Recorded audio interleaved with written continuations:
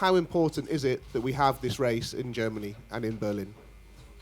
I think for us it's very important because we are a German team and we love to race in Germany. We saw it the last week in Paris. Also was important for the French guys, and we won there. It was a nice feeling. And also the manufacturers looks around, and it's okay. Now, the app team has had tremendous success, especially in touring cars, but what would it mean to you to be able to win this Formula E championship? It would be really great because last year we was very close to win also the championship, but we work hard to continue and be concentrated, and we will see at the end of the season. Well, thank you very much, and good luck for this weekend. So now we'll talk to our two title contenders.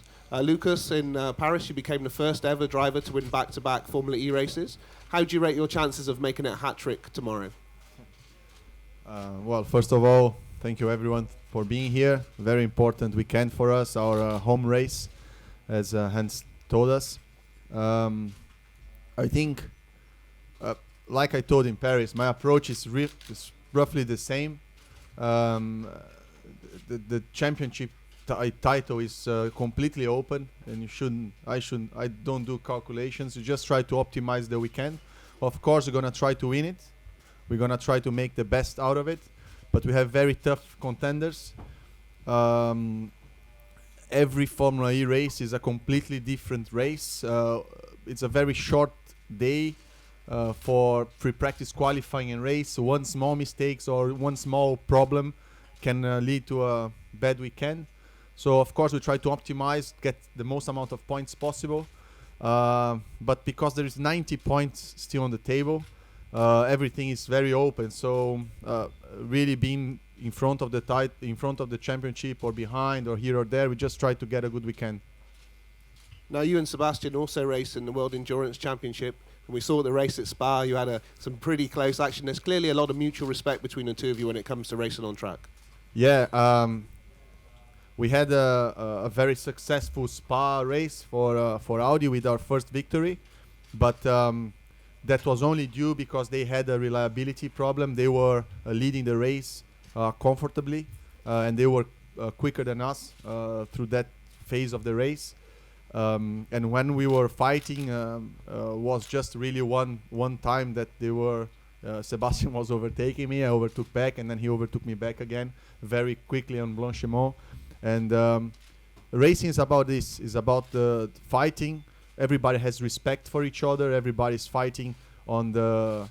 It doesn't matter if we're fighting with 1,200 horsepower hybrid machines or with 300 horsepower electric cars. The fight is always interesting. Is always fun when you have similar equipment. When you have very high rated drivers, and that's what I like about racing. Being able to fight. Sometimes you win, sometimes you lose, but the respect and the fairness and the fair play is always very important. Well, thank you very much. We look forward to seeing more of it tomorrow.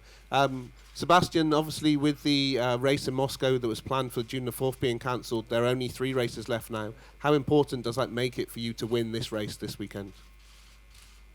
Yeah, obviously, if you win, you score more points, but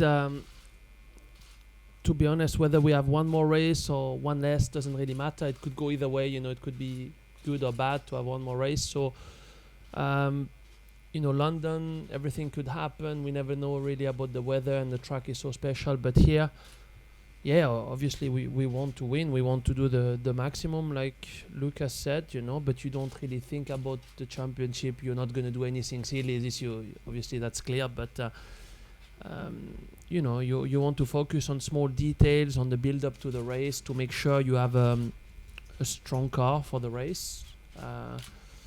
And then we will fight hard. We want to score more points than them, but it's still very open. In Paris, you had a bit of an issue in qualifying in terms of getting heat into the tyres. It's a bit warmer here, but do you think you've overcome that problem?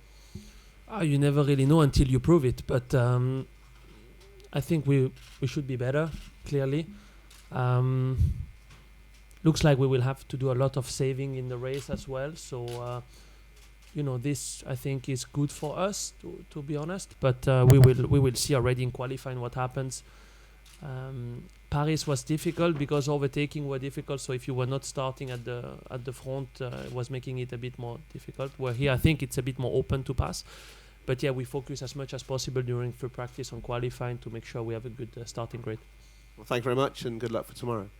So, Nick Heidfeld, your home race. What do you make of the circuit that they've put together here for the Formula E race?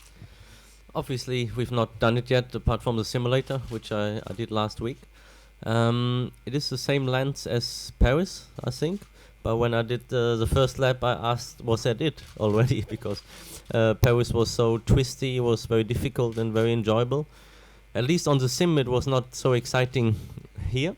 But I think the positive that brings with it is that here we should be able to overtake. As Sebastian said, in Paris it was like impossible. Here's a lot easier, even more so as we have a very long race and we need to do a lot of lift and coast. So I think for the spectators it should be quite exciting. So we saw that you set the fastest lap in Paris, but obviously you were starting towards the back. Do you think you can be a contender for victory this weekend? I think if the others don't mess up, no. I think if we have a perfect weekend, then we can score another podium, as we did in Beijing.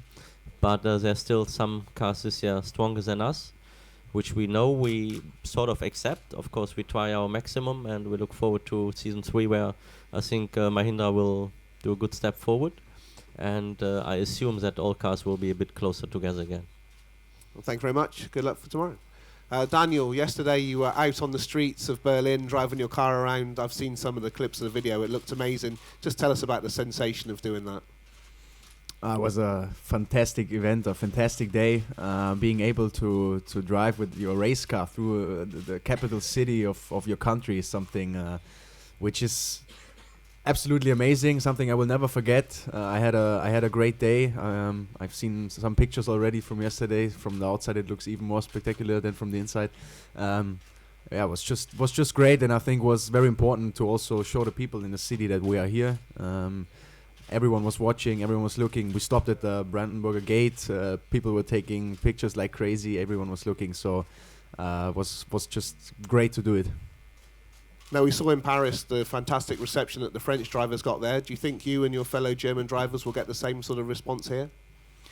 Well, I certainly hope so. I mean, that's what makes your home race special. You know, you have a lot of fans, a lot of friends, family, everyone around, and we are 3 German drivers now. So I hope that a lot of people will come, will support us. We as a German team, I think we're still in the run for the team and also with Lucas the driver championship. So I hope everyone crosses their finger for us. Brilliant. Well, good luck for tomorrow. So, René, the newest driver to join the Formula E family, just explain to us, because it was quite a late deal, how it all came together.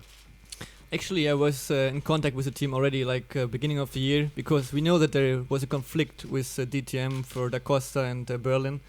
And last week the team called me and said, okay, there might be trouble with Adam. Could you jump in? I said, of course. I would love to. And then we made it happen. Of course, it was not easy because the E-license requires quite a lot of experience in Formula cars. I just did 2 years in Formula cars, and this is already 12 years ago. So it was not easy to get the license, but we managed it, and now I'm here and looking forward to it. How much preparation have you been able to do? Have you been in the simulator? Because like you say, it's been 12 years since you last drove a single-seater. Yeah, I've been 2 days in the simulator in Monaco. Obviously, it's always different to a real car. But I learned the routines, I learned the rotaries and stuff like that. I learned the team, which was very helpful. But of course, it's going to be different today and tomorrow. But it's difficult, to know what to expect. But I just need to learn as quick as possible tomorrow. We have 2 practice sessions. I need just to maximize that to be capable to do the same like Felix. Well, very best of luck for tomorrow. We'll take Thanks. questions from the floor. Please raise your hand and state your name and publications. Questions in English only, please.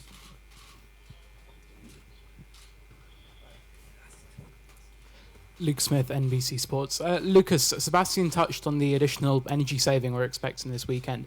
Obviously, we've seen that Abt appears to have had the edge in terms of pace so far this season, particularly in the last few races. Do you think this might put the advantage back in Edam's favour, though?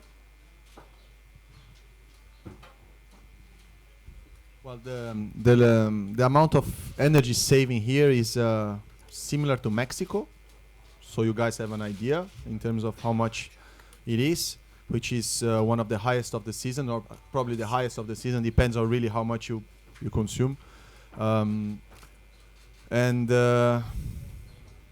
I think like I said many times before, I think the Renault came with for this year with the best package. And as you all know, you have to homologate your hardware at the beginning of the year, so you cannot change. You have to race what you homologate in the beginning of the year. So I think they still have the best drivetrain package. They have a lot of know-how into the electrification. We have also a very good package, and we managed to improve, let's say, in other areas that we could during the year to try to match them. I think it all goes down to details, and every race is a different race. We saw a lot of old powertrains being very quick in Long Beach, which was a completely surprise because it's one with the longest straights. So expect actually the opposite. So it's very difficult to forecast what's going to happen in this race. Like I said just before, we're going to focus on our race, on our car, try to maximize everything. And if we are first, second, or third, we've done the job of extracting the most out of it. Nicolas Stange, Neues Deutschland, Mr. Up. What's your reaction on the German government giving benefits to buying an electric car? So do you think Formula E will make the electric car more attractive to the normal people? Of course, you have to show first the way of electric cars, and the people can see it in the streets, and maybe it's helpful to buy electrical car. But for me, it's very good that the government does it, because in the future we have to do it, and we have to start early. Jack George Mayner, Formula E Zone. Question to Lucas and Seb. Obviously, qualifying how critical is qualifying going to be in obviously the last two rounds? Both of you you've not managed a pole position. Seb's been 8th last two rounds, and Lucas 2nd and 3rd. So how extra emphasis is qualifying in the last two rounds of the championship? It's always important to qualify well, because first of all you can score 3 points if you have pole position, which is good, and it obviously helps in the race. You normally it helps you stay out of trouble in turn 1. As we can see here, it's a tight corner, but I don't think it's going to be as important as Paris, because it looks like overtaking will be a little bit easier. But clearly, if you start at the front, it's always an advantage. Same. So here, I think less important than London qualifying because of the overtaking possibilities. But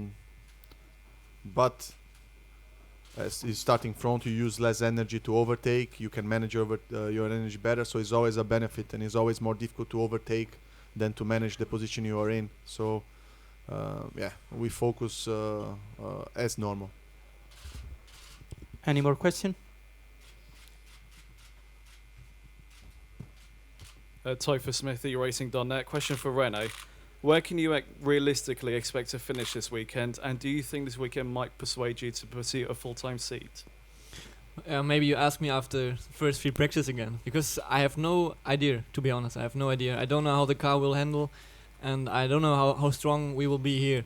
But obviously expectations are high. I saw what Antonio was doing in the past races. I would love to finish in the points, but I know it's going to be difficult, as energy management is a key to success. Obviously also the qualify. As I said, I think points would be very nice. And second part of the question, of course, would be nice to get a full season. But for now I just focus on this one to see how it's gonna be, if the car suits me or not, and then we'll see what's going on after that.